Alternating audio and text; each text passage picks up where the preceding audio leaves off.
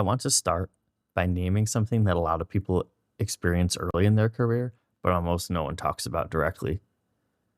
That feeling that you're behind, not behind in a dramatic way, not failing, just slightly out of step. Like everyone else understands something you don't, or like conversations move on before you fully caught up.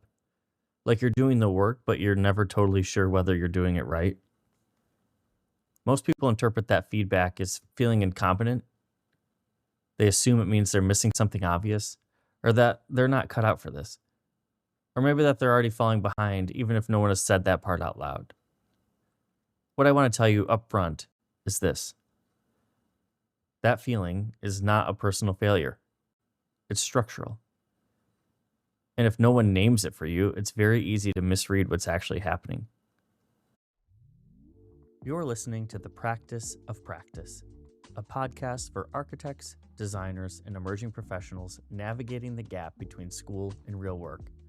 We focus on the realities most people only learn through experience: workflow, judgment, responsibility, and time. It's not theory, it's practice. Early in my career, I assumed that confusion meant I hadn't earned the clarity yet. If instructions I got felt vague, I figured I wasn't trusted with more detail. If feedback was more indirect, I assumed I hadn't reached a level where people would be straightforward with me. If expectations weren't completely spelled out, I thought that was because I was supposed to already know them. So I compensated the way most people do. I worked harder, I overprepared, and I tried to fill the gaps myself. And from the outside, it probably looked fine. But from the inside, it felt more like I was constantly guessing what the job actually was. What I didn't understand yet was that I had moved from a system that teaches output into one that teaches judgment and teaches it indirectly. No one explains that transition. And because no one explains it, I assumed the problem was me. Take school. School is built around output. Even when it's subjective, the structure is visible. You know what the assignment is, you know when you're done, and you know when something is considered good or not. There are critiques, rubrics, instructors, clear milestones. You might disagree with the feedback that you get, but at least you understand the rules of the game. Practice doesn't work that way. Practice is not organized around output. It's organized more around judgment. And judgment is rarely taught directly. It's learned through exposure, through repetition, through watching decisions play out over time. That difference is where most early career anxiety comes from. Not because people suddenly become less capable, but because the teaching method quietly changes. Here's what it looks like in real life. You're given a task that sounds simple. Something like take a first pass or clean this up. Look into this for me, or put something together for this meeting. On the surface, it feels like it's straightforward, but immediately your brain fills in unanswered questions. You think, how polished does this need to be? Or how much time should I spend on it? Is this something that's more exploratory? Or is it the final project? What happens if I miss something? Those questions don't mean you're insecure. They mean that the context is missing. And early in practice, missing context is the norm. It's not the exception. The problem here is that most people don't realize that. So instead of recognizing the gap as structural, they internalize it. They assume that their confusion equals that they're falling behind. There's a really common version of this that shows up early in practice. And once you see it, you can't unsee it. Someone's told to take a first pass at this. And that's it. They don't have any qualifiers, no other explanation. And immediately their brain goes into overdrive. Is this supposed to be loose or polished? Am I setting direction or just exploring? How much time is reasonable here? What happens if I miss something obvious? None of those questions are wrong. What's wrong is the assumption that there's a single correct answer you're supposed to know already. Because first pass doesn't mean the same thing in every context. Sometimes it means Give me something messy so we can react. Or I want to see if you understand the problem. Or we need to move this forward and I don't have time to spell everything out. Early on, people hear first pass and treat it like a test. So they overpolish it. They spend hours refining something that's supposed to be directional, and they hide the uncertainty instead of surfacing it. And then they're confused when the response is muted or corrective. From their side, it feels like a mismatch. From the other side, it looks like effort applied at the wrong level. Again, that's not incompetence. It's missing context. And the fastest way to fix it is not working harder. It's asking one simple clarifying question early enough that actually helps. What's a good first pass look like here? That question doesn't make you look inexperienced. It makes you look more calibrated. This is the first reorientation I want you to take seriously. Struggling early does not mean you're behind. It just usually means you don't have enough context yet. Maybe you don't have enough context about the project. Maybe you don't have enough context about the office. Maybe you don't have enough context about what actually matters in this moment. And context is not something you can just manufacture through effort. It only comes with time and exposure. One of the biggest mistakes people make early on is treating every moment of uncertainty as something they should have already figured out. They think, oh, if I were good at this, this would feel clearer. But clarity in practice doesn't come from ability. It comes from pattern recognition, from seeing the same situation enough times to know usually what matters and what doesn't. No one starts with that.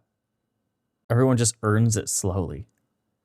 And until you've earned it, things are going to feel vague in ways that are uncomfortable.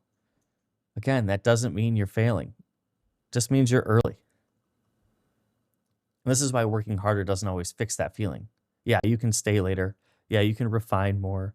You can try to anticipate everything.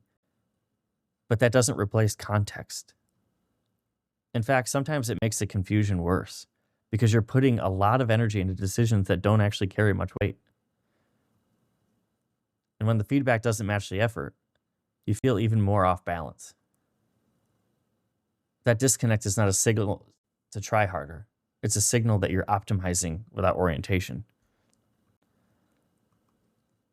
The last pattern I want to name here is one that catches a lot of people, a lot of capable people. When things feel unclear, they respond by working harder. They put in more hours, or they're checking things more, they're trying to refine more. And on the surface, yeah, that looks responsible, but I've seen this backfire more times than I can count. People invest deeply in decisions that were never meant to carry that much weight. They exhaust themselves trying to be right in moments that were supposed to be more exploratory. And then when the work inevitably changes, it feels personal, almost like all that effort was ignored. But what's actually happening is the effort's being applied before orientation. They're optimizing without knowing what's being optimized for. That's why working harder doesn't always produce clarity. Clarity comes from understanding what kind of decision you're making. Again, is this provisional or final? Is it directional? Or is it confirming something? Is it about accuracy or is it about momentum? Those decisions are invisible early on, so people assume every decision matters equally. They don't. And learning which ones matter is a judgment skill, not a work ethic issue. Once you start seeing that, a lot of early anxiety softens. Not because the work gets easier, but it starts making more sense. Another reason this gets misinterpreted is that practice rarely tells you explicitly when you're doing fine. There isn't constant reassurance. Feedback is selective. Sometimes it's minimal. Sometimes it's indirect. Silence is what's common. Early on, silence feels loaded. You assume it means something negative. Most of the time, it doesn't. Most of the time, it just means nothing urgent happened. But without this context, silence becomes a story. And the story people tell themselves is usually harsher than reality. Another place this confusion shows up a lot is in the feedback, or what feels like a lack of it. Early on, people expect feedback to be comprehensive. They expect someone to tell them what worked, what didn't, and why. But practice rarely works that way. Again, feedback's normally selective. People comment on the things that matter most in that moment and they let the rest ride. But if you don't have context, that selectivity feels loaded. You think, they didn't mention this. Does that mean it's wrong? Or they only commented on one thing. Should I be worried? Or even worse, that silence gets interpreted as disappointment. Most of the time, silence just means nothing urgent happened. No decision was blocked. No risk was introduced. Nothing required immediate correction. But early in your career, it's very easy to treat silence as judgment. That's where people start spiraling. They revise things that didn't need revision, or they second-guess decisions that were fine. They burn energy trying to read between lines that aren't actually there. And it's not insecurity. It's missing context about how feedback actually functions in practice. Feedback's not a running evaluation. It's a directional signal. And until you understand that, it's very easy to imagine evaluation happening constantly when it usually isn't. And that's something that we'll unpack much more in one of the next episodes. For now, I just want to stay with this idea of disorientation because it's the foundation for everything else. If you assume confusion means incompetence, you'll spend your early career trying to hide uncertainty. You'll avoid asking questions, you'll over-polish things, and you'll guess instead of getting clarity. That doesn't make you stronger. It makes practice harder than it needs to be. If instead you understand confusion as missing context, your posture changes. You stop treating that uncertainty as one of your flaws, and you start treating it as its own information. You ask better questions. You start to listen for patterns, and you calibrate and adapt faster. Not because you suddenly know more, but because you're interpreting signals more accurately. This episode isn't here to make you feel better. It's here to make you more oriented. And there's a difference there. Confidence that isn't grounded in context is fragile. Orientation is steadier. It gives you a way to make sense of what you're experiencing without jumping to conclusions about your ability. So if you're early in your career and things feel harder than you expected, here's the takeaway I need you to sit with. You're probably not behind. You're probably just early in a system that doesn't explain itself. That doesn't mean you relax. It means you recalibrate how you interpret what's happening around you. This season is about making those invisible dynamics visible.